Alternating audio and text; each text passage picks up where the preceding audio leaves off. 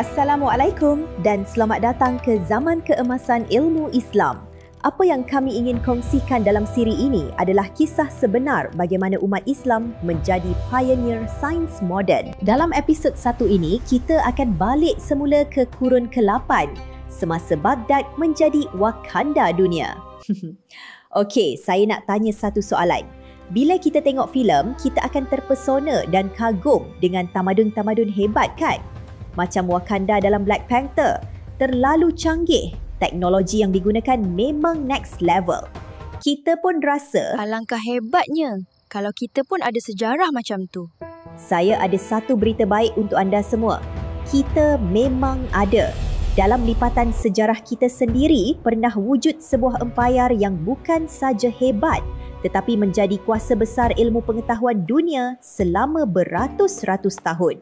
Sebuah zaman yang kilaunya menerangi Eropah yang sedang dalam kegelapan. Zaman yang sama inilah yang memberi kita hospital moden, universiti, algebra dan juga asas kepada ilmu optik untuk kamera. Hari ini kita akan buka kembali lembaran epik tentang zaman keemasan Islam. Dan ini adalah episod pengenalan untuk siri baru kita mengenai topik ini. Dalam episod-episod akan datang untuk siri ini, insya-Allah kita akan kenal rapat dengan adiwira-adiwira ilmu zaman ni. Jadi, untuk hari ni, jom kita rungkai persoalan paling asas. Macam mana zaman kegemilangan Islam ni bermula? Dan apakah resepi rahsia yang menjadikannya begitu luar biasa? Jom kita terbang kembali ke masa silam. Bahagian 1, titik permulaan. Setiap kisah agung ada permulaannya. Dan kisah kita bermula sekitar kurun ke-8 dengan kebangkitan kerajaan Abbasiyah. Mereka buat sesuatu yang mengubah sejarah. Mereka bina sebuah ibu kota baru yang futuristik. Namanya Baghdad. Baghdad bukan sekadar kota baru, ia adalah Silicon Valley zaman itu. Tahukah anda kenapa lokasinya begitu strategik? Ia macam Go. Terletak di antara Sungai Tigris dan Euphrates dan di tengah-tengah laluan perdagangan sutra yang menghubungkan Asia dan Eropah. Bayangkan dagangan dari China dan India lalu di sini. Pedagang Yunani dan Parsi berkumpul, duit masuk macam air. Dengan kekayaan inilah para pemimpin Abbasiyah melabur habis-habisan untuk ilmu. Khalifah Al-Mansur, pengasas Baghdad, tak kata tak ada bajet. Dia kata ilmu ni priority number 1. Berbekalkan wawasan dan dana yang kukung inilah di jantung kota Baghdad, para khalifah seterusnya seperti Harun al-Rashid dan putranya Al-Ma'mun, pemimpin yang benar-benar gilakan ilmu, membina sebuah institusi legenda. Ia dikenali sebagai Bait Al-Hikmah atau Rumah Kebijaksanaan. Bait Al-Hikmah bukan sekadar perpustakaan. Ia adalah gabungan universiti, pusat penyelidikan dan pusat penterjemahan gergasi. Para khalifah sanggup berhabis duit untuk menjayakan institusi ini. Mereka nampak ilmu bukan sebagai perbelanjaan tapi pelaburan paling penting untuk tamadun mereka. Mereka panggil cerdik pandai terhebat dari seluruh dunia, tak kira bangsa atau agama, untuk datang ke Baghdad. Tempat inilah yang menjadi nadi dan enjin penggerak zaman kegemilangan. Bahagian 2, resepi rahsia kejayaan. Ya, mereka dah ada headquarter yang padu, tapi apa ramuan yang buat ia meletup? Nampaknya ada beberapa ciri-ciri penting dalam memastikan kejayaan idea dan gagasan ini. Ramuan 1, perlumbaan ilmu. Pertama, pemimpin mereka sangat mencintai ilmu. Para khalifah mulakan satu projek mega yang dipanggil Gerakan Penterjemahan. Misi mereka, buru setiap buku ilmu yang penting dari tamadun agung lain, Yunani, Parsi, India, China, dan terjemahkannya ke dalam bahasa Arab. Bayangkan macam ni, fikirkan tentang perlumbaan angkasa antara Amerika dan Rusia untuk ke bulan. Kerajaan Abbasiyah pula memulakan perlumbaan ilmu. Matlamat mereka bukan untuk tawan bulan, tapi untuk tawan setiap ilmu penting di muka bumi. Mereka hantar ekspedisi bukan ke angkasa, tapi ke seluruh dunia untuk cari buku. Mereka bayar para sarjana dengan emas, bukan untuk bina roket, tapi untuk terjemahkan setiap patah perkataan. Mereka terjemah karya Plato, Aristotle, Euclid, semua nama-nama besar. Mereka tak peduli dari mana datangnya ilmu tu, asalkan ia bermanfaat, mereka akan kejar sampai dapat. Ramuan 2, iman dan sains, gabungan paling mantap. Ini kunci paling penting.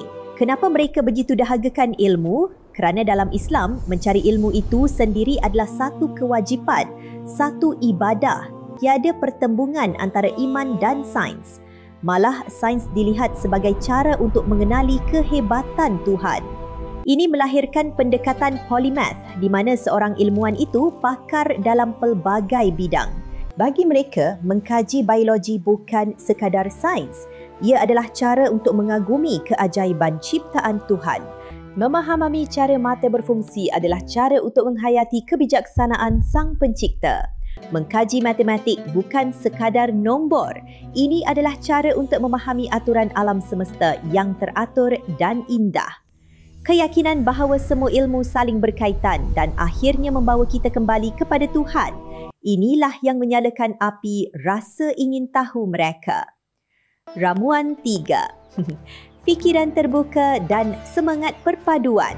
Dorongan iman ini juga menjadikan mereka sangat terbuka. Bait Al-Hikmah bukan eksklusif untuk orang Islam. Pasukan penterjemahnya terdiri daripada sarjana Islam, Kristian dan Yahudi. Semuanya duduk semeja dan bekerja sama. Ia umpama sebuah projek raksasa untuk kemanusiaan. Tak kira bangsa atau agama, mereka tahu idea bernas boleh datang dari sesiapa sahaja. Ramuan 4. Teknologi pengubah dunia, kertas. Akhir sekali, satu ramuan praktikal. Sekitar waktu yang sama, mereka belajar rahsia pembuatan kertas dari China. Sebelum adanya kertas, orang menulis atas kulit binatang. Sangat mahal dan susah nak buat. Dengan kertas, buku menjadi jauh lebih murah dan mudah dihasilkan. Ilmu pengetahuan boleh disalin dan disebarkan sepantas cahaya mentari. Ia adalah internet pada zaman itu. Lebih ramai orang mampu memiliki buku dan lebih banyak idea dapat dikongsikan. Jadi, bila korang gabungkan pemimpin yang berwawasan, keimanan kuat untuk belajar, semangat kerjasama dan teknologi baru seperti kertas, boom! Lahirlah sebuah zaman kegemilangan. Bayangkan kalau kita semua sebagai satu komuniti boleh bersatu dengan semangat yang sama macam para ilmuwan di Baghdad dulu. Semangat keterbukaan, kerjasama dan kehausan akan ilmu yang tiada sempadan. Kita mungkin boleh mencetuskan zaman keemasan versi kita sendiri di era moden ni. Kerana perintah Tuhan untuk mencari ilmu itu bukan terhenti pada zaman mereka. Perintah itu kekal relevan dan bergema untuk kita juga di sini sekarang. Jika kita menuntut ilmu, jika kita berinovasi, jika zaman keemasan Islam bangkit kembali, maka kita percaya dan berdoa agar saudara-saudara kita di Palestin dan semua yang tertindas di seluruh dunia tidak akan terus menderita. Kita akan mempunyai suara di dunia sebagai kuasa teknologi unggul. Sebagaimana firman Allah dalam surah Al-Mujadilah. Allah akan meninggikan orang-orang yang beriman di antaramu dan orang-orang yang diberi ilmu pengetahuan beberapa darjat. Jika ummah kembali ke jalan inovasi dan kebijaksanaan seperti zaman keemasan Islam dulu, kita boleh menjadi kekuatan yang membawa keadilan, kedamaian dan rahmat untuk seluruh dunia.